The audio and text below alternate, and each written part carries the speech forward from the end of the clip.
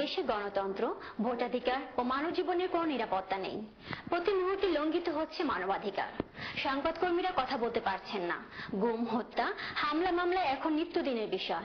এসব কথা বলেন সুইজারল্যান্ডের জেনেভা জাতিসংঘ মানবাধিকার কমিশন সম্মুখে এক মানববন্ধনে ইউরোপ বিএনপি নেতাকর্মীরা।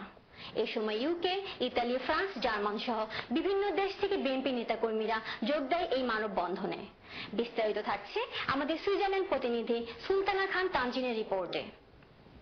গত মঙ্গলবার সুইজারল্যান্ডের জেনেভা বিএনপির উদ্যোগে বাংলাদেশের বর্তমান মানবাধিকার পরিস্থিতির অবনতি, বিনা বিচারে হত্যা, গুম, বিরোধী দলের নেতৃবৃন্দের ওপর জেল নির্যাতন, হয়রানি এবং ভোটের অধিকার ফিরে পাবার দাবিতে জাতিসংঘ মানবাধিকার কমিশনে এক স্মারকলিপি পেশ এবং জেনেভাস্থ জাতিসংঘ সদর দপ্তরে ব্রোকেন চেয়ার চত্বরে এক প্রতিবাদ সভার আয়োজন করা হয়।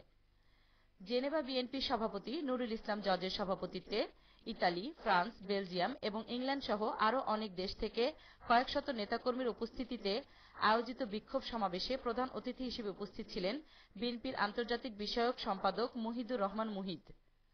উপস্থিত বক্তব্য রাখেন ইংল্যান্ড বিএনপি সভাপতি শায়েস্তা চৌধুরী কুদ্দুস, ইতালি বিএনপির নেতা আবদুল্লাহ আল মামুন, হাওলাদার মিজানুর রহমান, মনির হোসেন, আসাদুজ্জামান রিপন, ফ্রান্স বিএনপি নেতা M A Taher, Switzerland BNP নেতা মিজানুর রহমান, মাহবুবুর রহমান, মিজি লিটন, শেখ আনোয়ার, কবির মোল্লা, নারী নেত্রী মমতাজ আলো, ফেরদৌসী পলি সহ আরও অনেকে।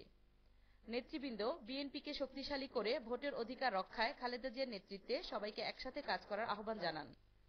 প্রধান অতিথি মহিদুর রহমান বলেন, দেশে কারোই কোনো বাকস্বাধীনতা নেই, আইনের শাসন নেই, বিরোধী দলকে কোনো সমাবেশ করতে দেওয়া হয় না। আপনারা জানেন সিটি কর্পোরেশন নির্বাচনে আমরা যাচ্ছি, আমাদের অবরোধ অবশ্যই সেখানে অবরোধ থাকবে গণতন্ত্র পুনরুদ্ধারের জন্য।